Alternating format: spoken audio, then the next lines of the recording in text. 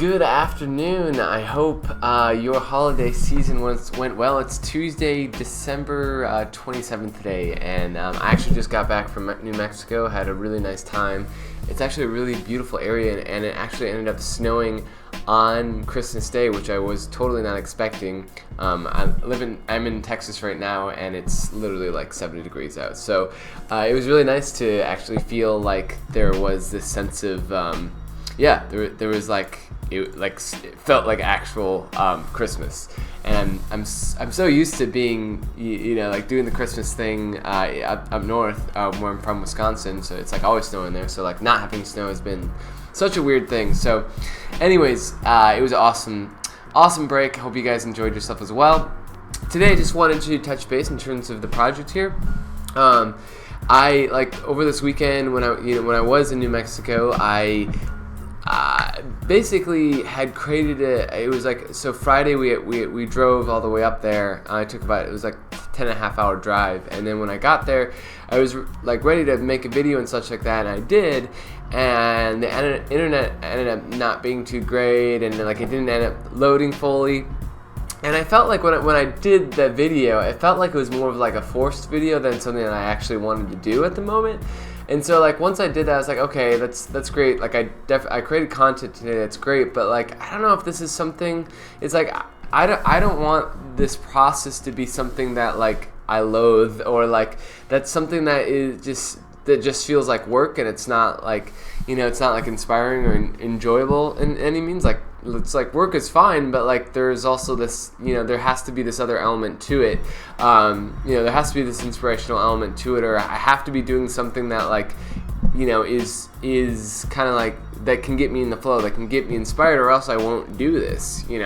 So basically, like I thought about that, and I was like, okay, so what can I do this weekend that like is inspiring me?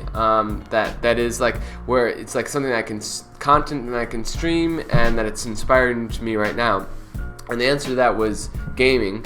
And so like I'm actually a big Hearthstone player. I love that game, and it's fascinating to me because it's very simple. It's kind of like Pokemon or Magic the Gathering, except it's like an online platform, and you play all the cards online. It's not like in person, and it reminds me mostly of poker, I would say. So it has that kind of feel to it, and it's very simple to learn, but like it gets very deep, and it's basically like chess. I think that's a better description of it. So it's highly competitive, and like the people on there are very good, and it requires a certain amount of focus, and also like you have to really understand like the meta of the game. You have to understand a lot of information about the game that is very time dependent. That's very much dependent on like what cards are currently available. Anyways, I don't have to go into that much, but basically like what this weekend I did game streaming all weekend.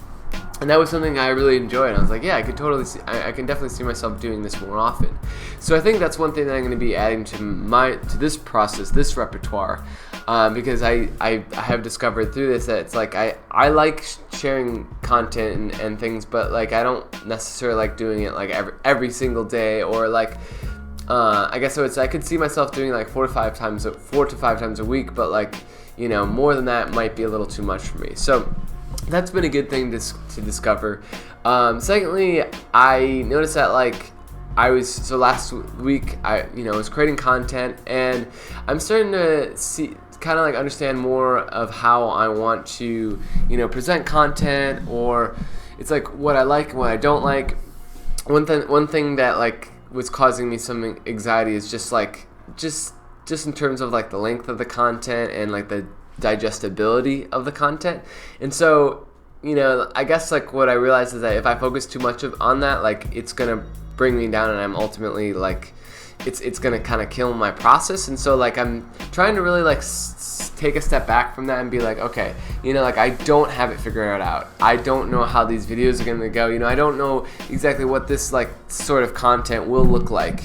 And I'm still understanding that, and right now these videos are very meta. It's just like me like talking about what I want to do for these videos, or like trying to figure it out on the go. but I think that's really important for this project, and it's very important to just kind of like embrace the process, because in the past when I really focused it on just being content, that's what really tripped me up, and ultimately it was what stopped me from creating, when I was just so focused on the need to create content, and it was more work and something I wasn't like inspired to do it as much, and I was just forcing things. Whereas if I'm really just like focused on like creating a better process, and not really worrying as much about the content, knowing that the content will come, I think that's a much better focus. And actually that makes me want to bring up this article that I found. I'll move over to that right now. So this article is by Gary Vaynerchuk, and he's a guy that I follow a lot. He's an entrepreneur that documents his entire life through these daily vlogs that he does. Well, he does like Snapchat every day, and then just about like every other day or so, like he'll post like a video of basically he has like a cameraman that's following him around all day and documenting his life, which is he runs this huge media company. And basically, he's talking about how like you should document, like don't focus on. He's basically saying you should document your life and document the process of your life, rather than focusing on having to create something that having to create a specific type of content, and having to worry about like what that content looks like, or if that content's good or useful. So he's pretty much like saying exactly what I'm saying. Let's see. Where's some good parts here? He said one of the biggest mistakes people make when creating content for their personal brand is trying to oversell themselves, because they think that what's going to get people, because they think that's what's going to get people's attention. Whether you're a business coach, motivational speaker, or an artist, I think it's much more fruitful to talk about your process than about the actual advice you think you should be giving to them. Documenting your journey versus creating an image of yourself is the difference between saying you should versus my intuition says. So get it? It changes everything. I believe that the people who are willing to discuss their journeys instead of trying to front themselves as the next big thing are going to win. So basically, I think that's a really interesting statement, and I think it's very true. It's like it's I think ultimately, I know I'm personally more interested in who, it's like not necessarily the content that's being created, but who's creating the content, or like who is this person that is able to run this major media company, where he's just like, this guy's like extremely focused and just like such a hard worker, like it's, for me it's like more important to understand what that guy's all about, and he knows that, and so all his content is focused on like his process, his thought, his work process, his thought process, just like his advice as he goes through things. And so I think that's a really cool way of approaching it, and it's kind of a similar thing, similar way that this project works in its own means, in that it is a process of me like working through it and figuring out how I want to share information along the way, and how that fits into my life and how it's useful. So, and doing it every day. So yeah, that was something I wanted to share with regards to that. And then building onto this idea of like creating the process. I'm trying to figure out different ways to structure this thing. I want to share information, just like I did. I want to share information, but I want to do it more like, I guess I would say, directly. And I'm trying to figure out, maybe I should separate like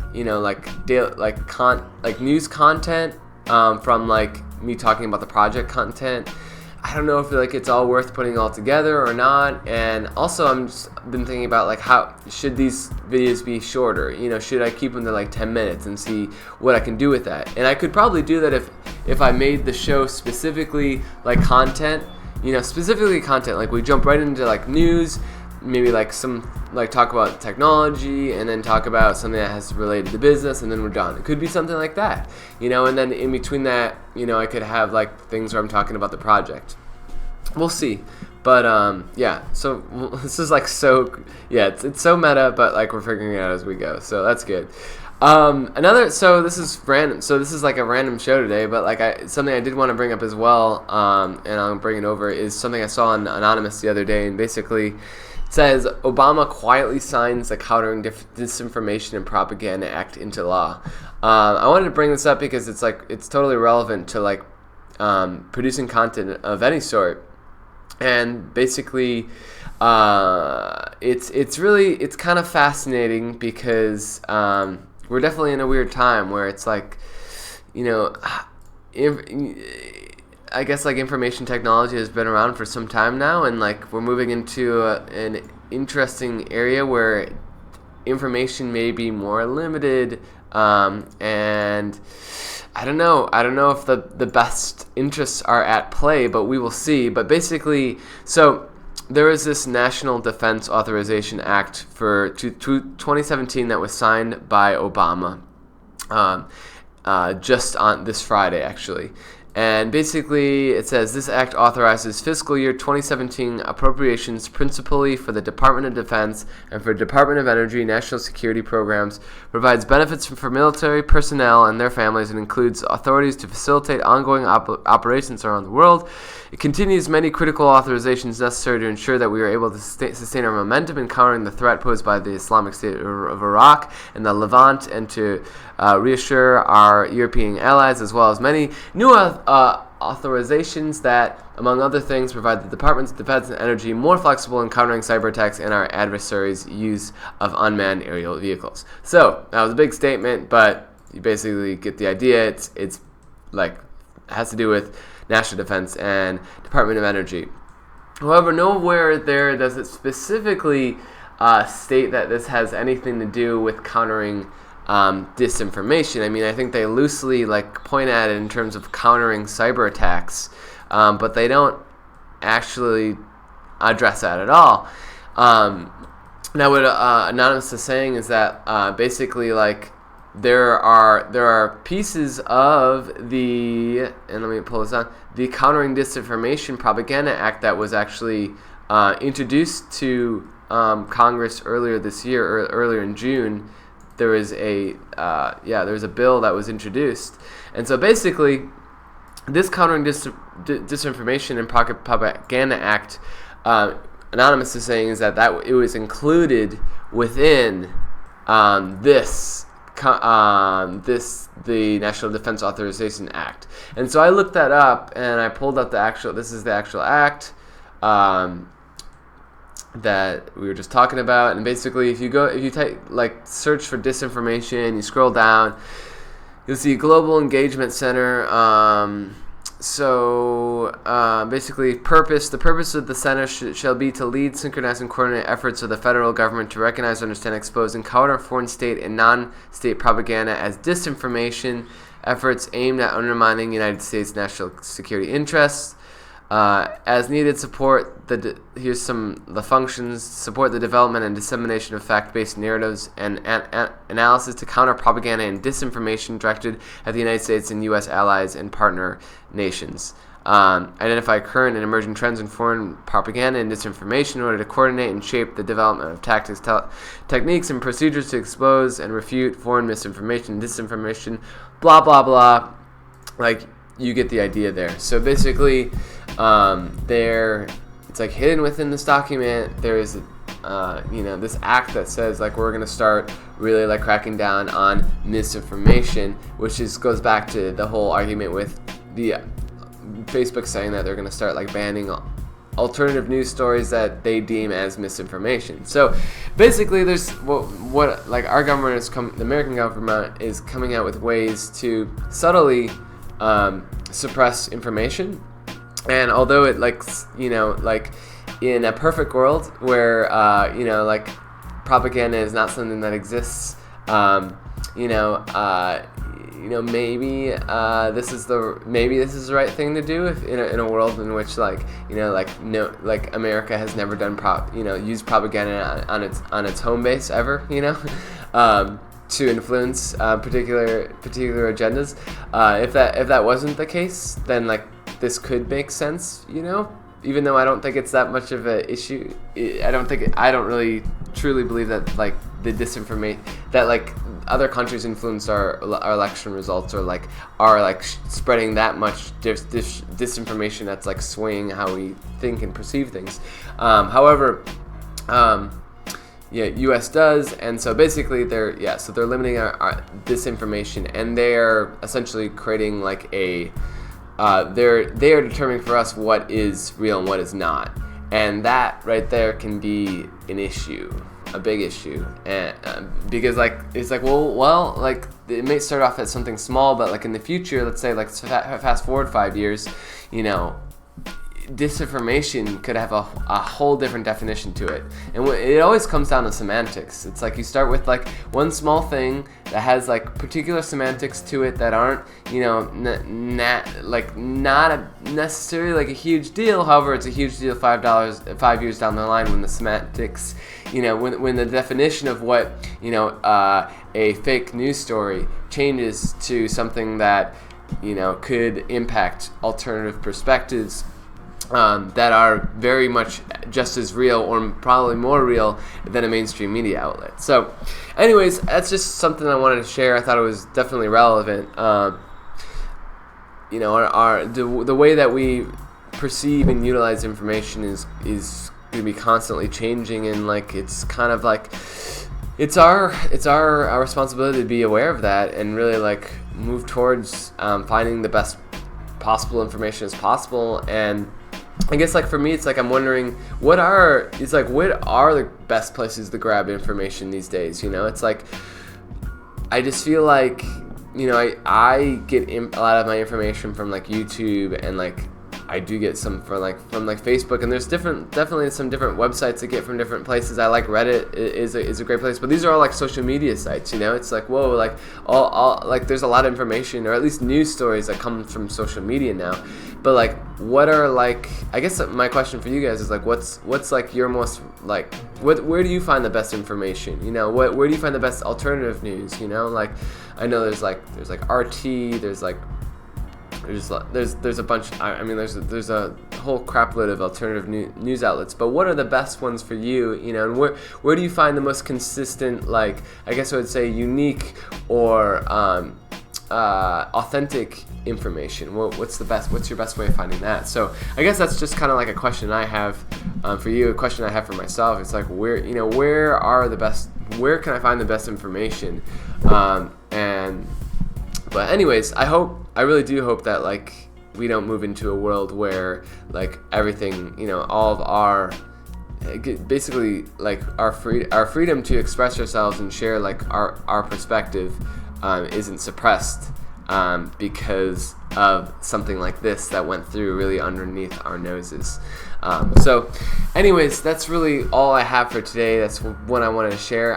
I just, let's see, in terms of like making things better, I think I would like to come with like, I think what I might do is try separating my updates from the actual content. I'm gonna have to figure that out. And I might even like spend like shows just talking about the process and like how it can get better. But I'm really just figuring that out as I go. I might even do shows that are specifically just me like gaming as well. So like I feel like right now it's just like very much like blah! That's kind of like what these shows are. It's like it's so like not like well put together right now, but like that's totally okay, and like it will get put together as we go. So I want to just continue focusing on like doing it every day, no matter what, and like not caring about like if it's something that's like watchable or useful. This is more of like, this is a process in action, and I'm sharing that process and how I'm going through it. And yeah, so anyways, hope you all have a wonderful day. I'm gonna head out, and I will be back on tomorrow. All right, peace and love, y'all.